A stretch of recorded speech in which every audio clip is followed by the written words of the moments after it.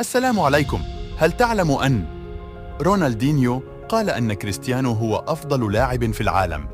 قال رونالدينيو: أنا جد متعب من هذا السؤال، دائما نفس الشيء. كريستيانو أم ميسي؟ هل هما اللاعبان الوحيدان الموجودان اليوم؟ قال: عندما سئلت في عام 2013 عمن هو الأفضل في العالم، أجبت بميسي، لأنني لعبت معه لسنوات عديدة في برشلونة، حيث تعلمت منه الكثير داخل الملعب وخارجه، ولأنني كنت مثل الأب له. كانت الإجابة على هذا السؤال واضحة، لكن الوقت قد مضى، ونحن لا نفكر دائما بنفس الطريقة. إذا سألتني من هو أفضل لاعب في العالم فسأقول مبابي، لأنه شاب موهوب للغاية.